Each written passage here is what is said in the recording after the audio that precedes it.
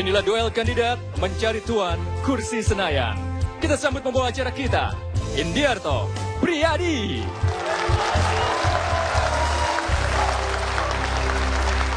Selamat malam. 9 April mendatang, bagi Anda rakyat Indonesia, Anda paling tidak harus tahu apa yang menjadi keinginan Anda untuk bisa caleg Anda melakukan apa hak dan kewajibannya. Anda perlu tahu apa yang menjadi kekuatannya dan bagaimana cara mengomunikasikannya.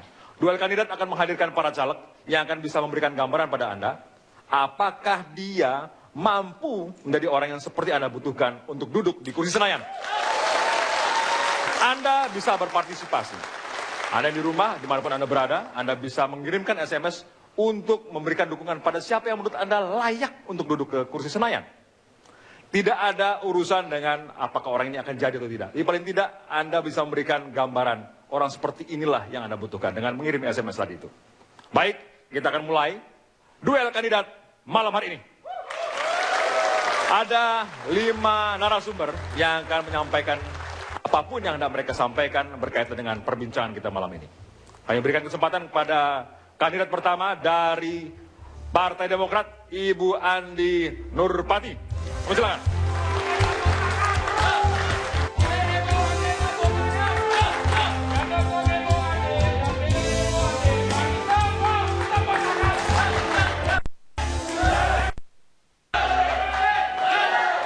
Bu Andi Nurpati, selamat malam. Anda punya 1 menit untuk menyampaikan kepada rakyat Indonesia apa yang telah Anda lakukan dan apa yang Anda lakukan jika terpilih di Senayan. Silakan. Ya, jadi dari berdasarkan pengalaman hidup saya sudah puluhan tahun menjadi pengajar baik sebagai guru maupun sebagai dosen. Dan itu sudah saya lakukan sejak saya masih duduk di SMA. Sambil sekolah, kuliah, saya tetap bekerja dan menjadi pendidik dan pengajar. Kemudian sebagai aktivis, saya puluhan tahun juga sudah melakukan pelatihan-pelatihan terhadap mahasiswa, terhadap siswa, pelajar, untuk membina mereka menjadi generasi-generasi penerus bangsa kita, menjadi pribadi-pribadi yang tangguh dan mampu tampil depan umum. Nah, selanjutnya setelah itu saya kemudian pemilu 2004 dipercaya menjadi pengawas pemilu tingkat provinsi di Provinsi Lampung, kemudian mengawal 1 pemilu kepala daerah, saya menjadi ketua pengawas pemilu kepala daerah, dan pada tahun 2007 mengawal demokrasi secara nasional menjadi anggota KPU Republik Indonesia. Nah, tentu di bidang lain juga saya pernah aktif dan terlibat dalam dunia kesehatan. Maaf, sudah habis. 1 menit, Bu Dani, sebelah sini Anda. 1 menit harus Anda manfaatkan untuk bisa menyampaikan apa yang telah Anda lakukan dan apa yang Anda lakukan kalau Bapak berempat lagi nih untuk bisa duduk di Senayan. Berikutnya, Bung Budiman Sujatmiko dari PDI Perjuangan.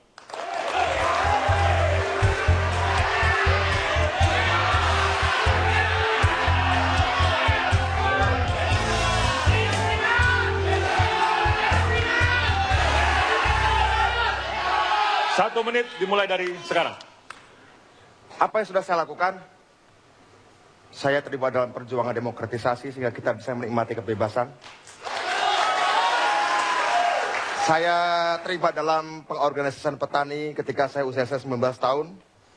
Dan saya terlibat di dalam berbagai macam perjuangan hak asasi manusia. Yaitu adalah suatu harga yang harus kita bayar untuk sebuah pesta demokrasi.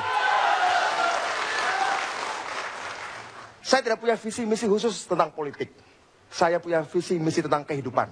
Saya percaya bahwa dalam hidup saya harus menyaksikan sebuah Indonesia 0 kemiskinan, 0 kebodohan. Ketika zaman Orde Baru saya berjuang untuk 0 ketakutan, maka saya harus berjuang untuk 0 kemiskinan dan 0 kebodohan. Dan itu saya wujudkan tatkala 2009 saya berkampanye untuk pemilu dan mengkampanyekan undang-undang desa, dan alhamdulillah sekarang sudah diloloskan undang-undang tersebut, dan saya akan kawal seandainya saya terpilih untuk periode 5 tahun mendatang. Ini bukan kepentingan politik. Oke, satu menit selesai. Silakan Bu Bini Bersama. Yang ketiga, 1 menit kami berikan kesempatan kepada caleg dari Partai Golkar, Bung Pumpida Hidayatullah.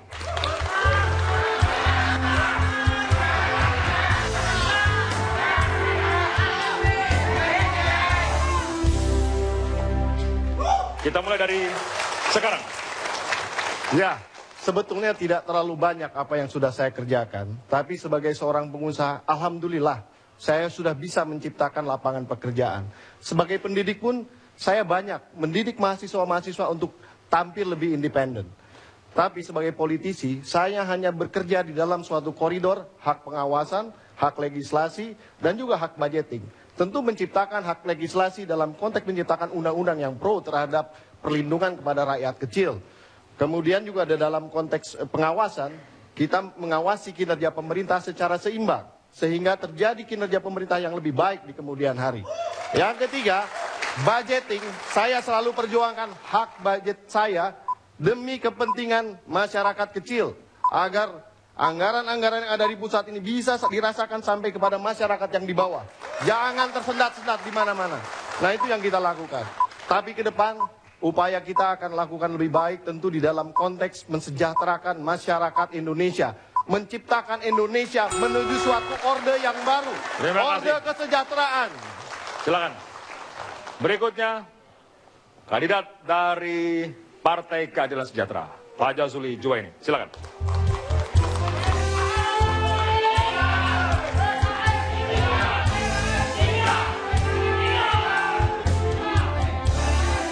Salam tiga besar. Dimulai dari sekarang 1 menit. Ya, sebelum saya jadi anggota DPR, saya jadi pendidik, jadi guru. Kenapa saya jadi pendidik? Saya ingin generasi Republik Indonesia ini menjadi manusia-manusia yang memiliki kualitas sumber daya manusia yang mampu bersaing secara global. Itu yang pertama. Setelah saya jadi anggota DPR, saya terlibat banyak aktif dengan beberapa regulasi dan undang-undang. Di antaranya undang-undang kependudukan, undang-undang pelayanan publik. Kita ingin seluruh birokrasi dan pejabat di Republik Indonesia ini jadi pelayan, bukan yang dilayani. Seluruh publik Indonesia harus bisa terlayani secara baik, secara adil, dan secara merata. Kemudian yang ketiga juga undang-undang tentang fakir miskin. Republik Indonesia kemiskinannya luar biasa. Maka 2004, 2009, 2014 ini kita selesaikan undang-undang fakir miskin. Tujuannya bagaimana fakir miskin Republik Indonesia ini bukan hanya sekedar jadi komoditas politik, tetapi mereka bisa selesai. Ke depan kita ingin seluruh hajat hidup dan hak dasar rakyat Indonesia bisa terpenuhi. Terima Silakan, kasih. Pak Jazuli. Yang terakhir dari Partai Nasional, kami panggil Bung Viva Yoga Mauladi.